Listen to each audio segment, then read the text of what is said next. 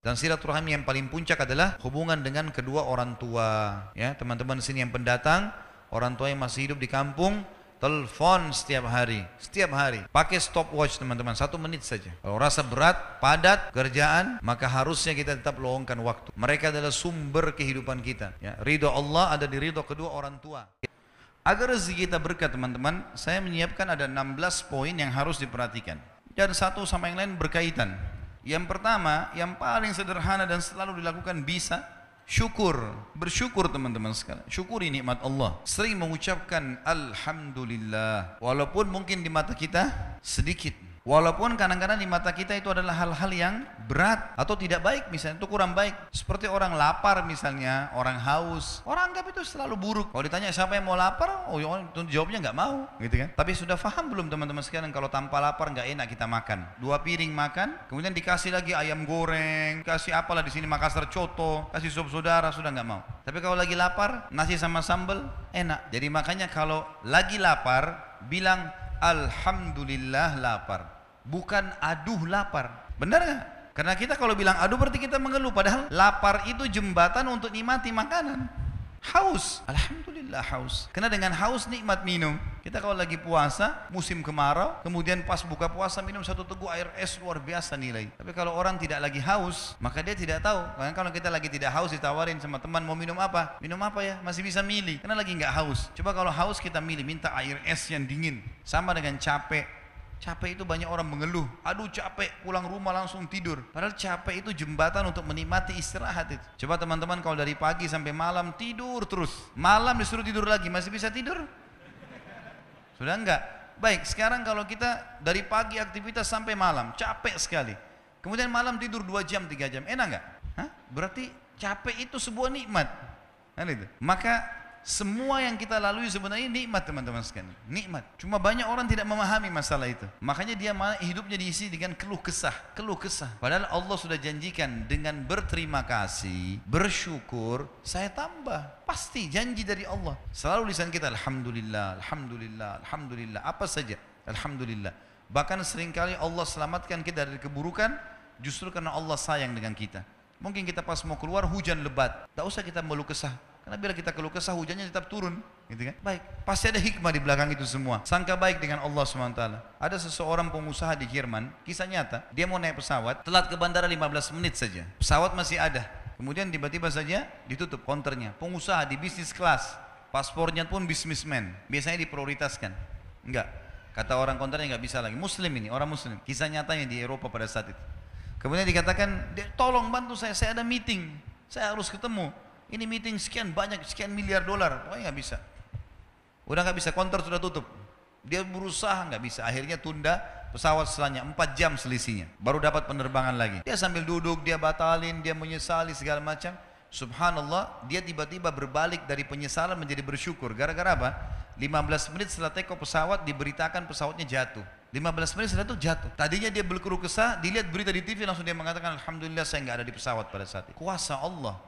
Semua punya hikmah. Kita harus bersangka baik. Kata Nabi SAW, Allah berfirman, Ana inda dhanni abdi bi. Saya sesuai dengan prasangkaan hamba-hambaku. Sangka baik dengan Allah. Allah pasti menyiapkan sesuatu yang baik buat kita. Gak mungkin buruk teman-teman sekalian. Bahkan hal yang kita anggap buruk pun untuk kebaikan buat kita, sebagaimana sudah saya kasih contoh-contoh tadi. Allah Subhanahu wa taala menyebutkan dalam surah Saba, surah nomor 34 ayat 15, dalil tentang syukur. A'udzubillahi minasyaitonirrajim. Innama ta'buduna min dunillahi awthana wa takhluquna ifka. Sesungguhnya semua yang kalian sembah selain Allah adalah berhala-berhala dan kalian dusta dalam hal itu. Misal orang sembah berhala, patung, dia bohong itu. Dia yang pahat, dia yang warnain, kalau rusak dia yang perbaiki, lalu dia panggil Tuhan. Kata Allah itu bohong. Jimat, kain, kertas, dijahit-jahit, digantung di badannya. Baru dia bilang itu bisa berikan manfaat. Padahal dia lebih besar dari jimatnya. Hah? Bagaimana bisa dia berfaham seperti itu? Atau apalah ya, khurafat-khurafat yang tidak masuk di akal. Semua itu kedustaan kata Allah. Muka bumi ini teman-teman semuanya sudah diciptakan sama Allah dengan keamanan dan ketentraman. Manusia yang besar-besarkan itu. Seperti contoh misalnya di kampung-kampung kita sering orang kalau lewat di jembatan, oh di sini ada buaya putih. Ada inilah, ada itulah. Bohong, enggak pernah ada beritanya. Dari mana ada buaya putih ini? Tapi diberitain begitu. Nanti dibumbu-bumbuhin, jadi masalah. Padahal tidak ada apa-apa di situ. Itu buminya Allah, sungainya Allah, tanahnya Allah, nggak ada sama sekali. Seorang mukmin mau hidup di hutan, mau hidup di lautan, di atas gunung, semuanya aman, tentram. Allah jaga ini semua dengan malaikatnya. Cuma syaitan menakut-nakuti dia. Ya? Orang-orang Arab jahiliyah dikatakan dalam sebab turunnya surat Jin, itu mereka kalau jalan perjalanan kemudian tiba di sebuah lembah, penjaga atau pemimpin kafilahnya membawa setengah bekal makanan, bawa di lembah baru mengatakan, wahai penjaga lembah, ini setengah bekal kami, jangan ganggu kami. Kata Allah, fazaduhum rahaqa, maka syaitan di sekitar lembah itu makin kerjain mereka. Padahal tidak ada apa-apa sebelumnya. Jangan berlebihan. Kuasa Allah, kita dibuat tenang, aman, nikmatin yang halal, kerjakan perintah, tidak ada yang ganggu, mustahil. Sudah kuasa Allah. Dikatakan di sini, innal ladzina ta'buduna min dunillahi la yamlikuna lakum rizqa. Semua yang kalian sembah selain Allah tidak memiliki sedikit pun rezeki buat kalian. Fabtagu indallahir rizq. Maka hanya sembahlah Allah saja dan minta rezeki kepadanya. Wa'buduhu washkurulah. Tunduklah padanya dan juga bersyukurlah kepadanya. Ilaihi turja'un. Hanya kepadanya kalian akan dikembalikan. Saksi bahasan kita, washkurulah. Nikmati dan syukuri. Yang kedua teman-teman sekalian adalah dari 16 poin, berinfak dan bersedekah. Dan ini sering saya ingatkan dalam pengajian saya. Mungkin teman-teman yang mengikuti di YouTube sudah sering dengar kalimat ini. Maka saya ingatkan kembali, kita berbeda orang Islam dengan sistem kapitalis. Kapitalisme mengatakan bahwasanya menabung pangkal kaya. Kalau Islam beda. Islam tidak mengatakan menabung pangkal kaya, berinfak pangkal kaya. Beda konsepnya. Nabung berarti tidak dikeluarkan, infak berarti keluarkan, tidak bisa ketemu ini. Makin banyak kita keluarkan di jalan Allah, makin banyak rezekinya. Itu rahasianya. Kalau kapitalis tidak, makin sering nabung makin kaya. Karena secara hitung-hitungan bertambah di rekeningnya. Seperti itulah. Padahal sebenarnya pemahamannya berbeda. Dalam sebuah hadis Bukhari, kata Nabi SAW, Allah berfirman, ya ibna Adam, anfik alik.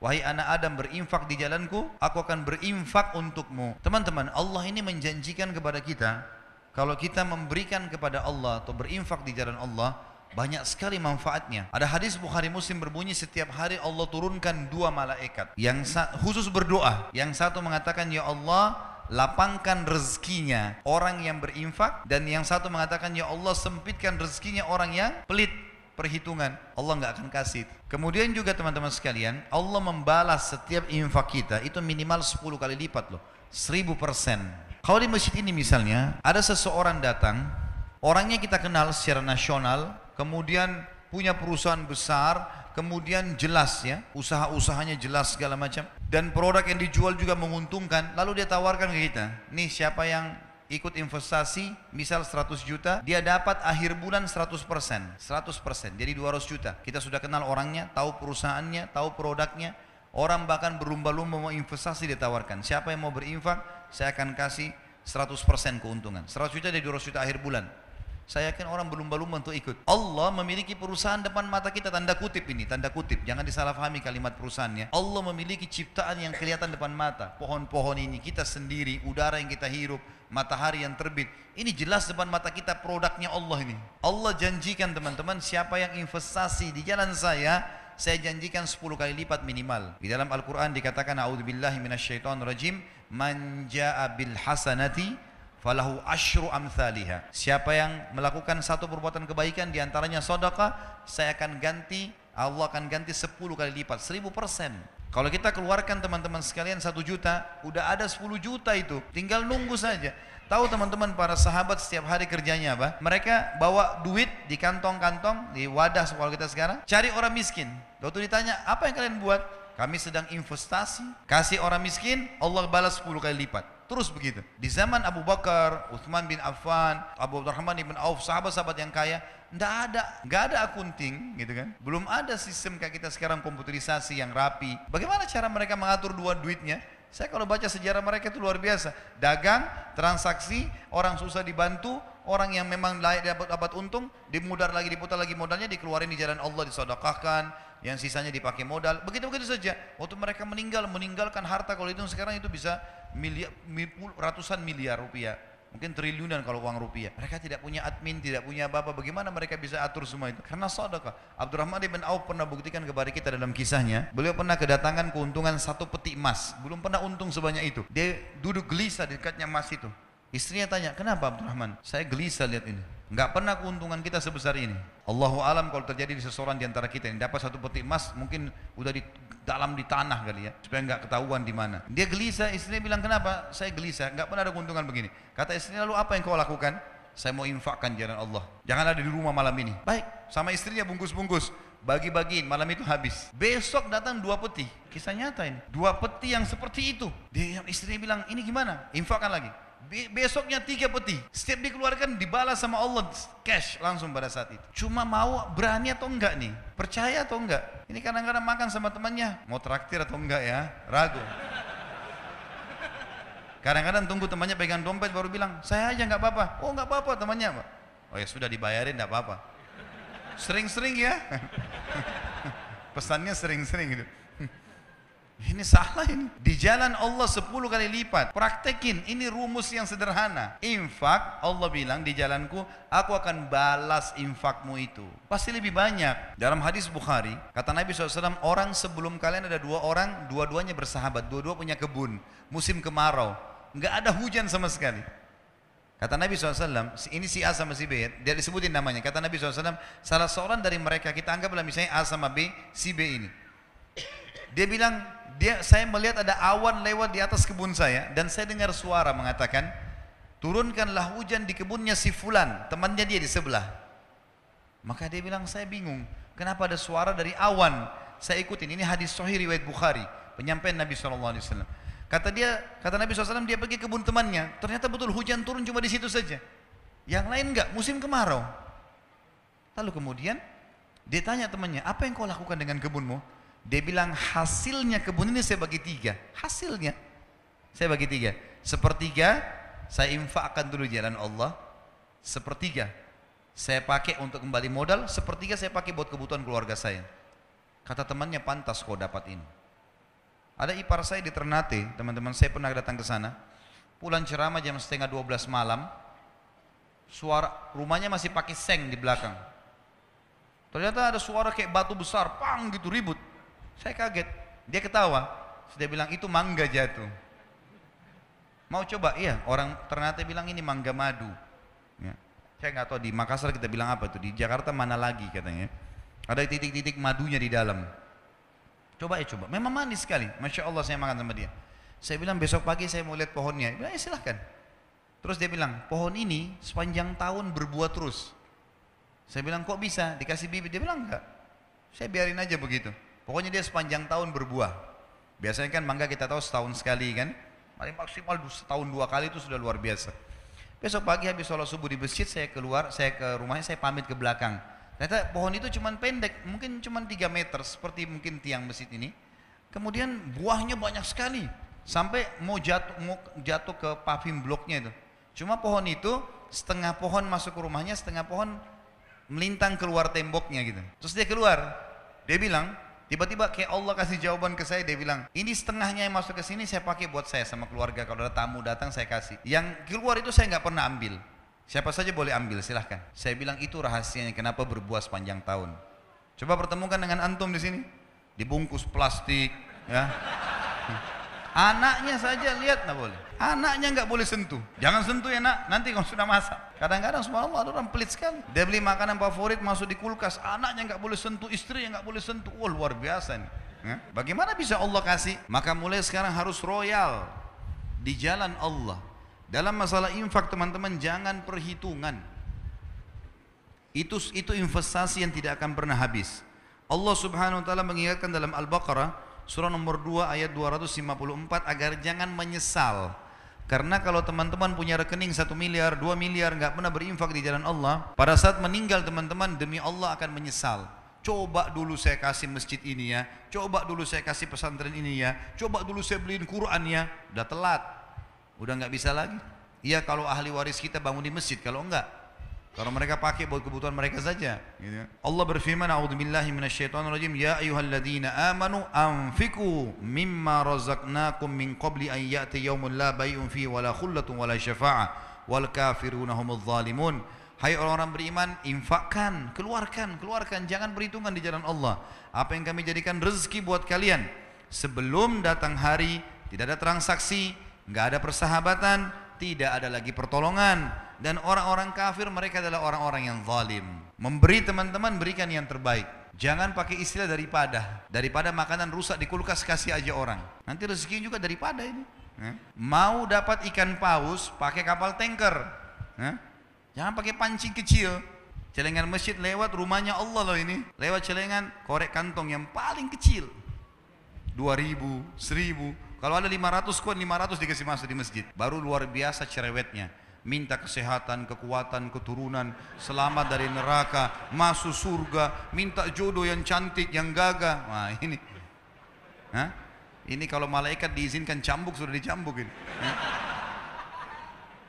Dalam surah Ibrahim, surah nomor 14, ayat 31 sampai 34 Allah juga berfirman, A'udzubillahi minasyaitonir rajim, Qul li ibadiyalladzina amanu, katakanlah hai Muhammad kepada hamba-hambaku yang beriman, yuqimus shalah, mereka selalu salat, jaga 5 waktu salatnya.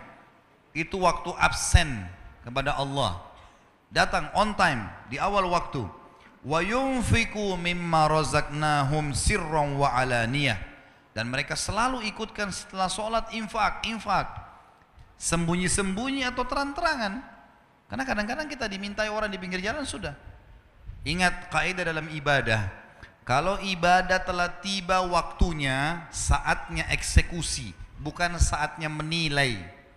Misal azan, lalu kemudian kita lihat ada masjid, kayaknya masjid ini kotor, saya mau masjid sana saja. Bukan saatnya menilai. Azan, sholat, di masjid manapun sholat, gitu kan? Ada orang miskin lewat minta, bukan kita nilai, orang ini masih kuat, orang ini bohong atau tidak. Bukan urusan kita itu. Orang lagi minta, Tuhanmu lagi suruh kasih, bukan menilai. Eksekusi kasih orang. Ini pintu syaitan saja, membuat kita selalu menilai. Lalu kapan kita lakukan?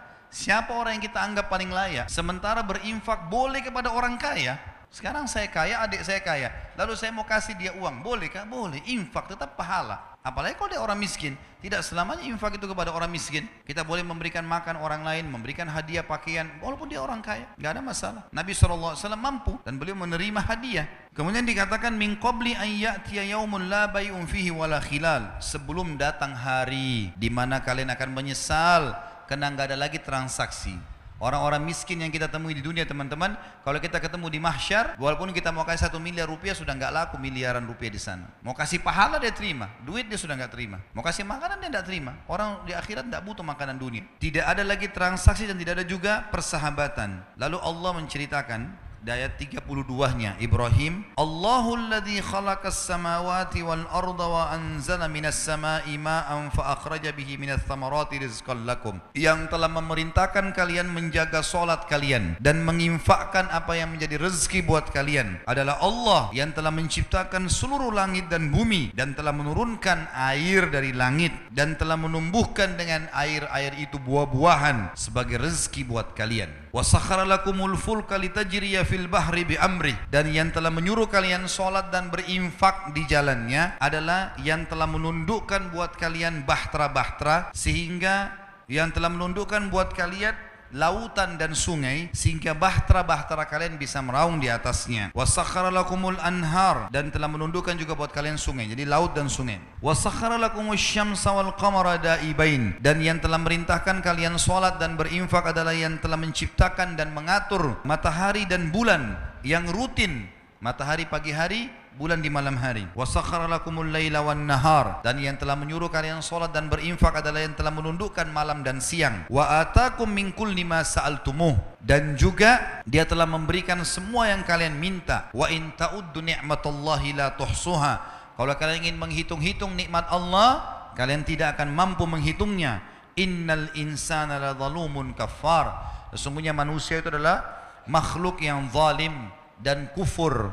Tidak ada haknya dia, tidak ada hak punya dia di situ andil, tapi dia merasa dia punya hak. Teman-teman sekalian, kalimat Allah di sini wa atakum min kulli ma sa'altumuh. Saya mau teman-teman renung ini. Allah bilang dan Allah memberikan semua yang kalian minta. Bagaimana kita pahami ayat ini? Mungkin ada di antara kita sini yang mengatakan, Ustaz, ada doa saya yang belum Allah kabulkan. Baik, pertemukan sekarang teman-teman antara kebutuhan kita sehari-hari dengan permintaan kita yang belum Allah kasih. Contoh, kita lagi lapar. Setiap hari kita lapar kan? Kalau kita nggak makan sehari lapar. Kita kadang-kadang cuma bilang begini, lapar.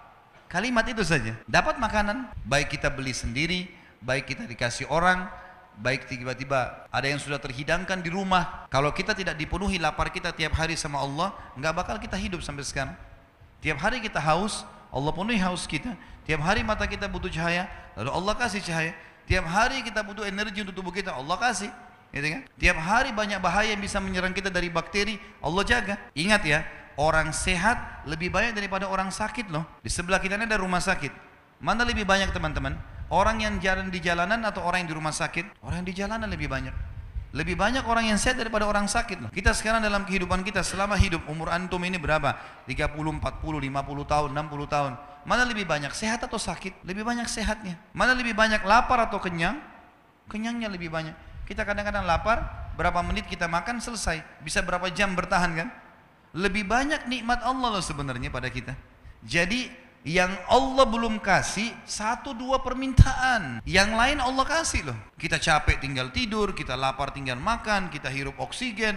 Yang Allah belum kasih mungkin kita minta jodoh, kita minta pekerjaan.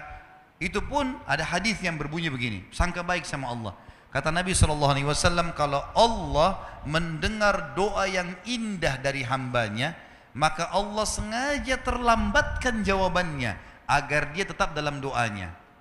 Misal gini, kita berdoa, ya Allah, zat yang di malam hari kita sujud, kayak tadi cerita orang Mesir itu misalnya, ya Allah, zat yang maha kuat, maha perkasa, yang turun dari ke langit bumi sepertiga malam, yang mengizinkan saya mengucapkan kalimat-kalimat saya ini. Kita mengucapkan puji-pujian kepada Allah, kita memohon. Allah tahu itu doa mulia. Allah tunda 2-3 hari baru dikasih. Bayangkan kalau kita dikasih langsung, misal ya Allah sembuhin saya, tiba-tiba sembuh saat itu, masih berdoa kira-kira? Berhenti. Tapi Allah kasih 2-3 hari. Kita dapat dokter yang bagus, dosisnya seminggu baru sembuh.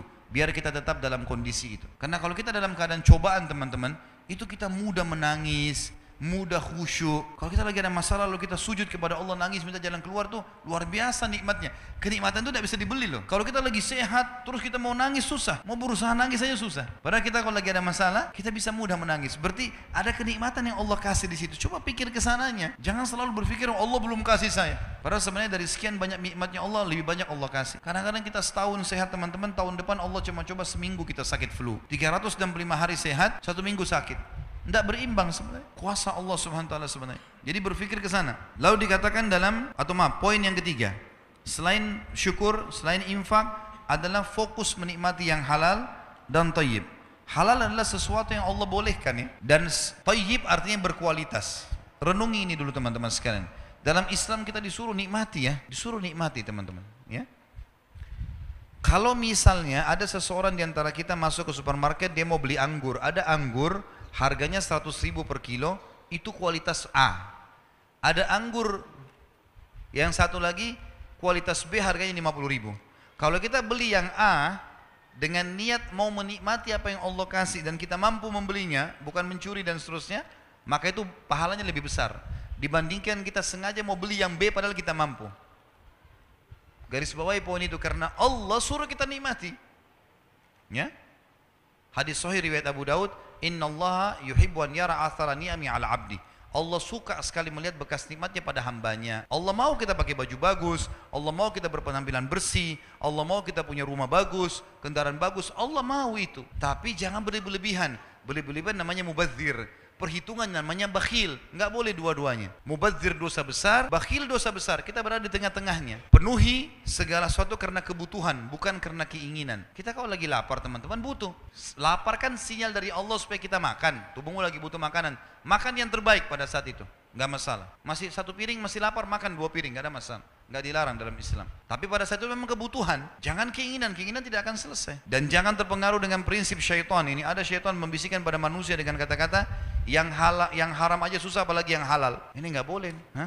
Semua yang haram itu teman-teman, ambil dari saya kalimat ini penting ya. Kalau ada di antara anda yang hadir sini bermaksud untuk mengambil sesuatu yang haram, ingat, sesuatu yang kita ambil dari yang haram, makanan, minuman, pakaian, apa aja lah, efek jerahnya dalam Islam lebih berat daripada perbuatannya loh. Misal, ada orang buat nota palsu 100 ribu, bohong dia palsukan 100 ribu rupiah. Nanti Allah akan hukum dia masuk rumah sakit 10 juta biayanya, karena dia curi 100 ribu. Fikirkan baik-baik teman-teman, semua perbuatan yang haram, efeknya lebih berat daripada perbuatannya. Jangan dibuat yang haram itu, nggak baik. Orang zina sejam di hotel itu sudah cukup Allah buat dia sakit 2 bulan, 3 bulan, setahun, gitu kan. Ada orang kena penyakit kelamin seumur hidup, naudzubillah. Padahal perbuatannya 1 jam tadi. Bisa orang kucing lewat ditendang sama dia. Kucing dipikir nggak melawan, makhluknya Allah loh. Tuhan kita sama. Tuhannya akan balas. Nanti kita jalan pakai sepatu baru kesel ya 2 minggu sakit. Padahal tadi tendang kucingnya itu cuma nggak sampai 1 menit, tapi dihukum sama Allah 2 minggu sakit. Dan seterusnya. Ada orang subhanallah mungkin dia hanya lihat sesuatu yang haram sebentar saja, sudah cukup Allah buat lehernya keseliau. Ada orang banyak salahkan bantal di Indonesia. Apa salahnya bantal? Bantal nggak pernah salah, ya, nggak bisa bicara, nggak bisa bergerak, tapi lehernya buat masalah terus ini, suka melirik-melirik yang haram. Jadi Allah hukum. Sedekah yang paling tinggi sedekah buat diri kita sendiri, baru sedekah buat keluarga, baru kerabat, baru kemudian umumnya kaum muslimin. Sebagaimana ada sahabat yang mengatakan, ya Rasulullah, saya punya 1 dirham. Kata, di mana saya infakkan? Kata Nabi, buat dirimu dulu. Beli baju buat kamu, beli tas, beli kebutuhan, kendaraan, silakan pakai buat kamu. Ada lagi ya Rasulullah 1 dirham. Kata Nabi SAW, buat anakmu. Ada lagi ya Rasulullah 1 dirham, buat istrimu. Ada lagi ya Rasulullah 1 dirham, buat kerabatmu. Ada lagi ya Rasulullah. Kata Nabi SAW, engkau lebih tahu di mana kau letakkan. Setelah itu silahkan, bebas. Jadi kita boleh menikmati itu. Salah kalau enggak gitu. Ingat, hati-hati dengan perkataan yang salah. Orang banyak menganggap zuhud. Zuhud itu apa? Makan roti kering, ya, pakai sandal jepit, nggak boleh pakai kendaraan yang bagus. Ini salah ini. Dari mana ini? Ini pemahaman yang keliru sekali. Nabi SAW tidak pernah makan roti kering loh. Nabi SAW paling gemar makan paha kambing. Nabi SAW memiliki beberapa orang istri poligami. Setiap istri punya rumah, setiap rumah punya unta. Kalau kita sekarang punya mobil, ya. Bahkan Nabi SAW punya beberapa orang supir yang membawa untanya beliau. Nabi SAW punya beberapa orang pembantu di rumah yang bantu beliau sendiri. Ada Anas bin Malik, ada Zaid bin Harithah, ada banyak. Beberapa orang. Abdullah bin Mas'ud khusus untuk ngurus sendalnya Nabi sama siwaknya saja. Nabi SAW nikmati. Boleh. Jangan salah faham ini, ya. Gak boleh salah faham. Ada orang yang mengangkat hadis Bukhari berbunyi begini. Aisyah berkata radhiyallahu anha, kalau kami di rumah Nabi SAW pernah sebulan tidak menyalakan api. Dan kami makan kurma dan minum air. Ada orang masukkan ini dalam bab, oh berarti orang muslim harus begini, hidupnya tidak boleh nikmati makanan. Ini salah ini. Sebagian ulama hadis mengatakan kita harus bersangka baik dengan Nabi Muhammad SAW.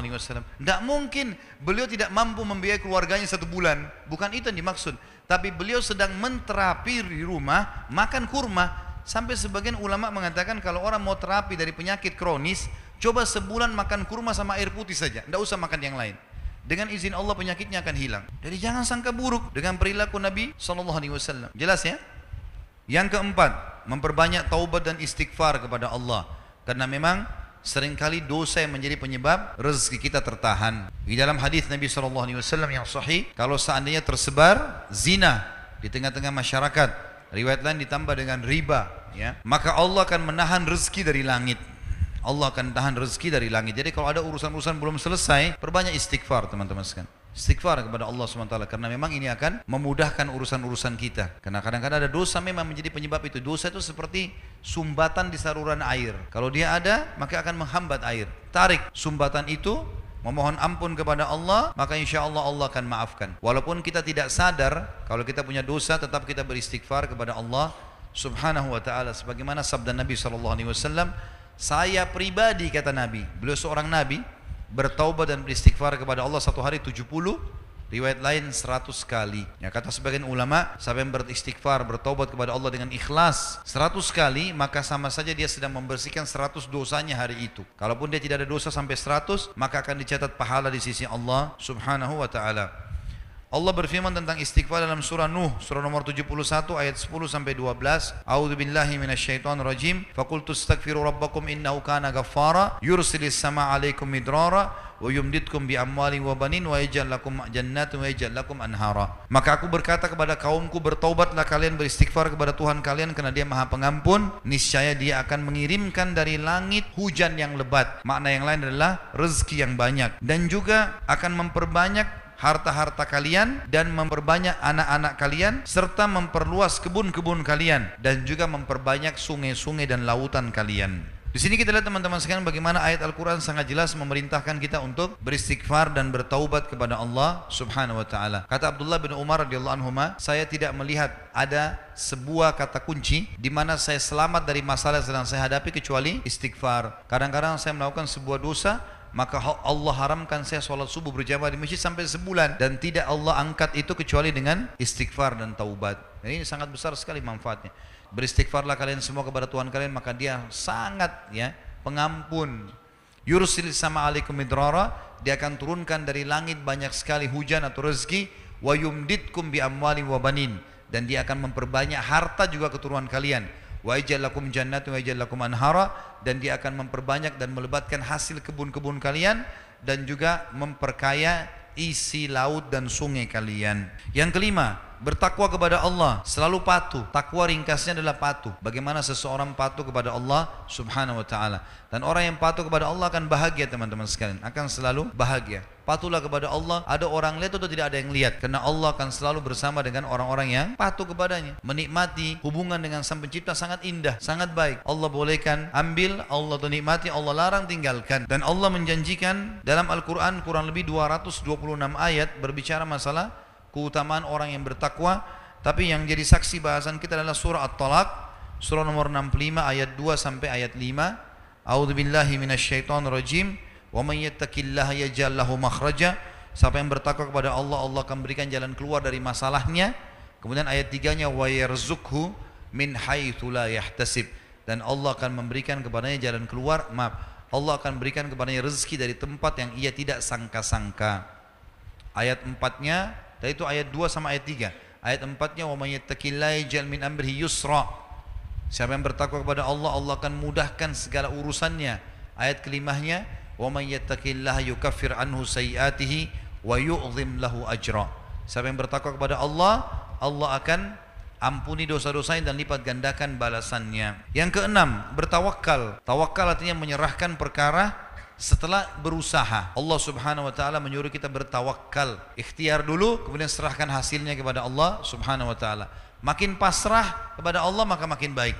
Sebagaimana sabda Nabi SAW dalam hadis Bukhari, kalau kalian betul-betul bertawakal kepada Allah, betul-betul menyerahkan hasil usaha, setelah ikhtiar baru kemudian baru serahkan hasilnya kepada Allah, maka pasti Allah akan berikan kepada kalian rezeki seperti seekor burung yang pergi pada pagi hari, kemudian dia kembali sementara perutnya sudah terisi dengan makanan. Hewan-hewan tuh teman-teman sekalian nggak punya ijazah kayak kita, nggak ada ide bisnis, nggak tahu komputer, nggak tahu HP, hidup, makan, minum. Mereka keluar pada pagi hari cari rezeki, malam sampai sudah kenyang, sampai ajalnya datang. Miliaran jumlahnya hewan bisa hidup, semut di lubangnya bisa hidup.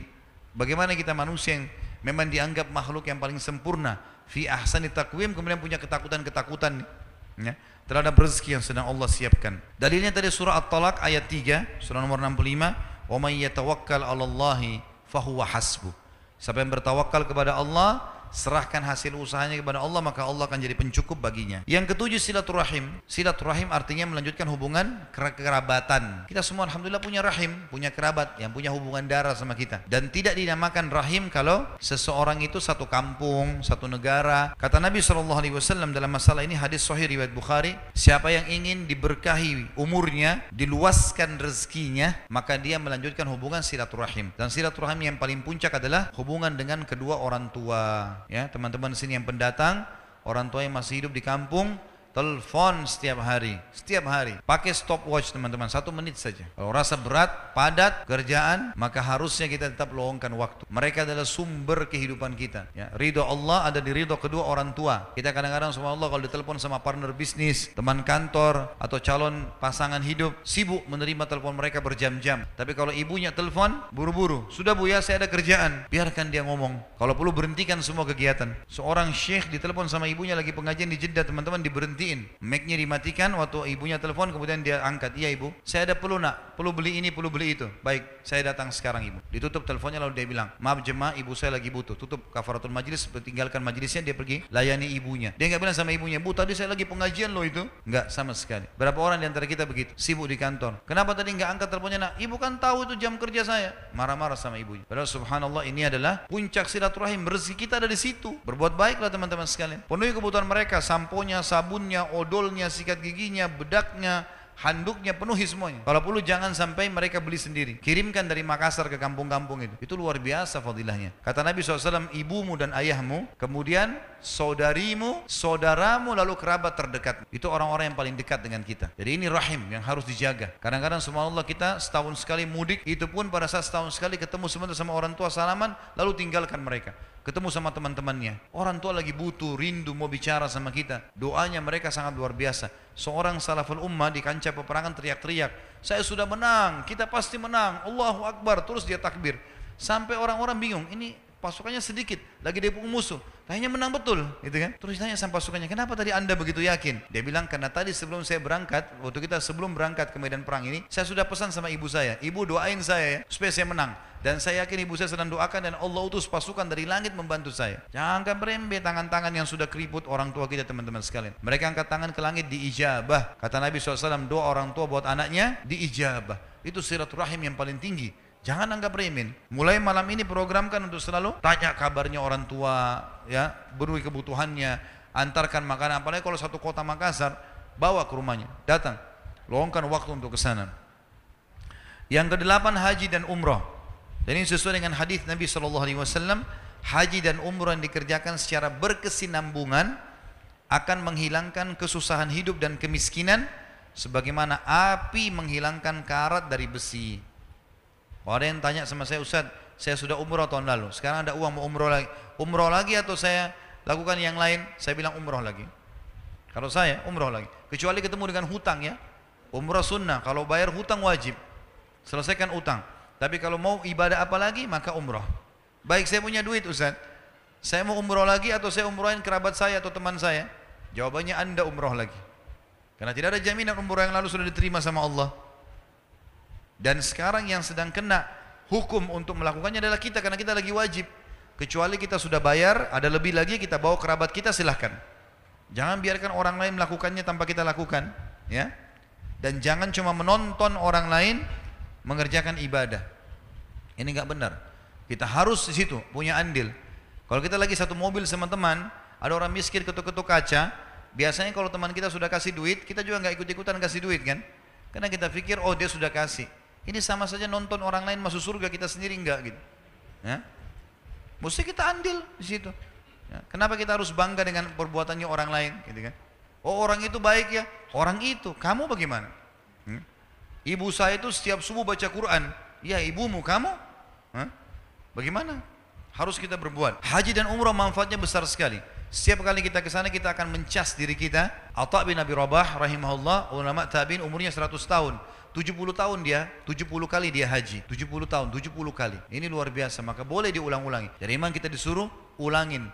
Dan itu insya Allah termasuk hal yang mengecas iman kita dan menjadi penyebab datangnya rezeki. Yang kesembilan, hijrah. Dan hijrah ini artinya meninggalkan wilayah kafir ke wilayah Islam. Tidak boleh teman-teman sekali memaksakan diri tinggal di wilayah orang kafir kalau kita nggak bisa ibadah, nggak boleh. Kata Nabi SAW, ana bari'un mimman asya baina adhurul musyrikin. Saya berlepas diri dari orang-orang yang hidup sengaja di tengah-tengah orang kafir. Ya. Nanti kalau mau meninggal susah, jenazahnya nggak tahu dikubur di mana, mau sholat susah, ya mau cari makanan halal susah, gitu kan? Hijrah ke wilayah Islam diperintahkan dan penyebab bertambahnya rezeki. Kalau ada orang bilang dia ke negara kafir untuk mengambil rezeki, ini keliru. Ke negara Islam, karena Allah SWT berfirman dalam surah An-Nisa, surah nomor 4 ayat 100. A'udzubillahi minasyaitonirrajim, wa may yuhajir fi sabilillah yajid fil ardi muragaman katsiran wa sa'a. Siapa yang hijrah di muka bumi ini di jalan Allah ke wilayah-wilayah Islam dari wilayah kafir, maka dia akan dapatkan peluang-peluang yang besar dan kelapangan rezeki dijanjikan oleh Allah Subhanahu wa taala. Dan kita tahu sahabat pada saat hijrah dari Mekah ke Madinah, mereka dibukakan oleh Allah pintu-pintu rezekinya. Yang ke-10 doa, berdoa kepada Allah SWT, selalu berdoa. Jangan pernah berhenti teman-teman, jangan berdoa pada saat darurat saja. Kata Nabi SAW, kenali Tuhanmu, maksudnya berdoalah kamu selalu. Ya. Pada saat kamu lagi senang, maka dia akan kenali kau pada saat kamu lagi susah. Berdoa. Dan doa ini ada kiat-kiatnya. Yang pertama ikhlas kepada Allah SWT tentunya.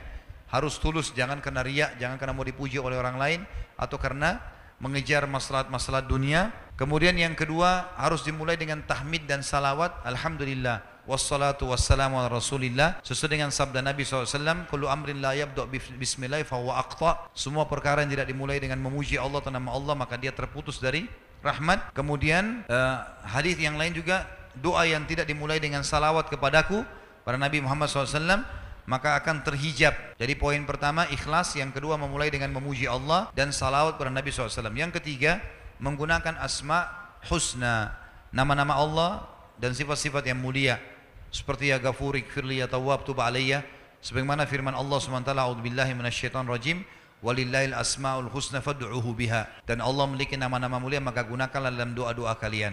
Yang keempat, tidak tergesa-gesa dalam ucapan dan dalam menunggu jawaban. Sabar, nikmatin prosesnya. Mulai kita mengucapkan Rabbana atau Allahumma, itu sudah ada garis startnya, sudah ada garis finishnya. Sabar, nikmati prosesnya. Sebagaimana sudah saya jelaskan tadi di awal-awal pertemuan kita. Kata Nabi SAW, yustajabu li ahadikum malam ya'jal.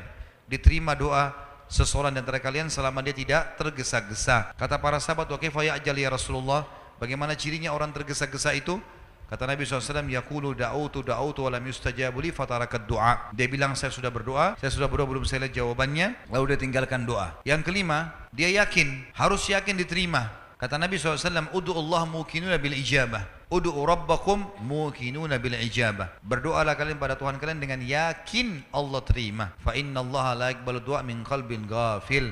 Karena Allah tidak akan menerima doa dari hati yang lalai. Kalau cuma sekedar seperti orang kumur-kumur atau rutinitas saja, maka ini tidak dikabulkan oleh Allah. Tapi renungi, resapi. Allah memahami semua bahasa. Sampaikan. Yang keenam, memaksimalkan waktu-waktu mustajab doa, seperti sepertiga malam pada saat hujan lagi turun, ya. Kemudian antara azan dan iqamah. Kemudian juga doa orang tua buat anak, doa anak untuk orang tua, doa muslim untuk muslim yang lain. Ini semua adalah mustajab doa. Baik, kemudian yang ke-11 teman-teman adalah kiatnya nikah. Kalau orang nikah karena memang meminta agar Allah SWT menjauhkan diri dari yang haram, maka ini termasuk pintu rezeki. Kata Nabi SAW, 3 orang yang pasti Allah kasih rezeki, pasti. Yang pertama adalah mukatib. Mukatib adalah seorang budak sahaya yang mau bebaskan dirinya. Dia berkata pada tuannya, saya mau bebas. Tuannya bilang, baik, kamu bayar 10 juta. Lalu kemudian dia bilang, baik, saya cicil sebulan 1 juta, 10 bulan saya bebas. Kata tuannya, baiklah, ini namanya mukatib. Ini pasti Allah kasih rezeki karena dia mau bebas dari keterbudakannya. Yang kedua adalah mujahid. Walaupun dia keluar dengan baju di badan, Allah akan penuhi kebutuhannya. Dan yang ketiga, seseorang menikah karena takut terjerumus pada yang haram. Jadi yang bujang-bujang harus segera menikah. Yang sudah menikah, sudah nikmati. Ya. Jangan tambah dulu. Nikmati dulu. Ya. Tapi yang belum menikah ini jangan hubungkan antara nikah sama prestasi dunia. Tidak ada hubungannya. Ibadah tidak ada hubungannya sama prestasi dunia. Kalau harus sarjana dulu, harus punya rumah dulu, harus punya mobil dulu, ini terlalu lama. Orang-orang tua juga begitu. Jangan terlalu tahan-tahan anaknya. Tidak ada hubungannya. Ibadah. Saya punya teman-teman pada saat saya masih kuliah, Masya Allah saya tahu mereka menikah, tapi prestasinya bagus. Tidak ada masalah sama sekali. Bahkan kita temukan banyak orang-orang yang sudah praktekin teori ini, mereka nikahkan anak-anak mereka, sementara berjalan pun ya, kuliahnya atau sekolahnya, itu Masya Allah, malah mereka jadi dewasa, mereka jadi bertanggung jawab, karena terpenuhi. Gangguan terbesar dari laki-laki adalah perempuan, gangguan terbesar perempuan adalah laki-laki. Kalau diselamatkan dengan pernikahan itu sangat luar biasa. Kalau saya sering bahasakan di pengajian saya, tentu ada anak-anak yang Masya Allah, dia tidak tergoda dengan lingkungan mungkin, tapi ada banyak yang tergoda. Maka lebih baik kita menambah 1 piring makanan di meja makan kita untuk anak mantu, sehingga anak kita aman, daripada kita membiarkan anak itu melanglang buana di sana sini dan kita tidak mau tahu. Nanti ada hamil di luar nikah, ada memalukan nama keluarga, dan zina berbahaya. Orang tuanya yang tanggung jawab. Ya. Kemudian yang ke-12 adalah ilmu. Dalami ilmunya. Kalau teman-teman mau kembangkan sebuah usaha, ya, dalami ilmunya. Itu saja kok, mudah bisa dipelajari. Misal mau buka usaha fotokopi, pelajari ilmunya, berapa modalnya, kira-kira posisi di tempat yang saya buka di mana, atau mau buka restoran, mau buka butik, tinggal belajar saja. Gampang kok belajar itu. 1-2 hari sudah punya ilmunya kok. Tinggal belajar. Nanti lebih dalam lagi dengan praktek lapangan, gitu kan? Maka itu punya ilmu. Imam Syafi'i mengatakan, siapa yang mau dunia dia harus punya ilmu, siapa yang mau akhirat dia harus punya ilmu, dan siapa yang mau keduanya dia harus punya ilmu. Dia harus punya ilmu, ya. Jadi kita harus kuasai. Makanya banyak orang-orang kafir sukses di bidangnya, dia kuasai itu. Dan orang-orang muslim dianjurkan, sebenarnya dalam Islam sudah ada ya. Innallaha yuhibbu min abdin idza amila amalan an yutqinahu. Allah sangat suka seorang hamba yang kalau dia lakukan satu perbuatan dia menguasainya. Jadi teman-teman jangan terlalu banyak bercabang, fokus ke satu bidang. Misal contoh, dia jual pisang goreng. Udah dikemas pisang goreng itu, bagaimana bisa menjadi sebuah pekerjaan profesional. Insya Allah akan terkenal tuh, gitu kan? Akan maju. Asal dia menguasainya di situ. Kemudian yang ke-13 adalah lingkungan, ya, lingkungan dan persahabatan. Ini berpengaruh. Bergaul dan berteman dengan pemalas, kita akan jadi pemalas. Berteman dengan orang yang berprestasi, kita akan jadi berprestasi. Teman-teman maaf, saya kalau yang bekerja di kantoran, sekarang kalau cari teman yang di bidang kita yang paling rajin, siapa yang di perusahaan yang suka dapat penghargaan, datangi orang itu, tanya kiat-kiatnya, kenapa dia bisa begitu. Itu kita akan nanti minimal mirip dengan dia. Jangan berteman sama orang yang malas, suka nipu, manipulasi data, kita akan kena tampiasannya. Manusia mudah terpengaruh. Makanya kata Nabi SAW, almar'u ala dini khalili, seseorang sesuai dengan agama atau perilaku teman-temannya. Kita kalau bergaul dengan 10 orang pemabuk, kita jadi pemabuk. Kita berteman dengan 10 orang yang hafal Quran, kita akan hafal Quran. Manusia terpengaruh dengan lingkungan, harus kita bentuk itu. Kalau saya pribadi punya prinsip teman-teman, sahabat saya harus yang lebih prestasi daripada saya. Maka saya tidak pernah mau berteman sama orang-orang bodoh. Misal, bukan penghinaan, tapi memang kalau saya lihat orang-orang itu jauh dari agama, jauh dari prestasi-prestasi dunia, untuk apa kita jadikan sebagai sahabat nih? Apalagi kalau pemalas. Kalau dia boleh jadi teman, dia bertanya silakan. Tapi sahabat dekat, tempat kita konsultasi, bicara, musyawarah, gak bisa ini. Harus orang-orang yang lebih berprestasi. Kita akan seperti itu. Saya dari dulu di Madinah saya punya pengalaman teman-teman sekalian. Selalu saya berteman dengan, waktu saya masih kuliah, saya cari teman-teman yang selalu juara satu. Apa rahasianya? Kenapa mereka juara satu? Saya berteman, saya lihat, awalnya saya butuh waktu untuk adaptasi, tapi lama-lama saya alhamdulillah bisa berkembang. Contoh yang lain teman-teman di perusahaan, Islam menyuruh kita berkembang. Kalau ada 2 orang jadi OB misalnya, contoh saja, si A sama si B, gajinya 2 juta, 2 juta. Allah akan memberikan kita teman-teman sesuai dengan niat dan keinginan kita loh. Kalau kita mau maju, Allah majukan. Walladzina jahadu fina lanahdiyannahum subulana. Orang yang berusaha menempuh jalan-jalan menuju kami akan mudahkan dia untuk ke sana. Termasuk masalah pintu rezeki ini. Si A sama si B jadi OB. Si A mengatakan sudahlah, saya cukupkan dengan ini, selesai. Maka dia bisa saja sampai 10 tahun jadi OB terus. Kalau si B enggak, misal dia petakan perusahaan itu. Saya dari OB bisa jadi apa saja sih? Oh tingkatannya ini, gajinya ini. Cara untuk mencapai tingkatan ini 1, 2, 3, 4, 5. Dikejar prestasi itu. Maka pasti dia akan dekat ke situ. Walaupun mungkin dia belum mendapatkannya, minimal dia bisa dekat di situ. Kemudian yang ke-14 adalah keterampilan. Ya kalau bahasa saya sebenarnya inovatif ya, dan kreatif teman-teman sekalian. Jadi jangan selalu fokus dan bangga dengan produk orang. Coba berusaha bagaimana kita bisa punya produk sendiri. Kita berusaha sendiri. Memang jangka pendek tidak langsung menguntungkan, tapi jangka panjang itu besar sekali manfaatnya. Enggak ada orang buka usaha kemudian 100% langsung untung terus. Itu enggak normalin. Pasti ada masalah, dia naik turun, ada cobaan, ada pegawai berhenti, ada ini. Ya itu tantangannya. Di situ tantangan kita jadi lebih pintar nantinya. Tapi alhamdulillah bertahan, gitu kan? Yang ke-15 adalah afaf. Afaf itu memuliakan diri. Dan ini ada 16 poin saja ya. Saya ringkaskan karena lihat waktu. Afaf itu memuliakan diri, tidak mengemis, ya.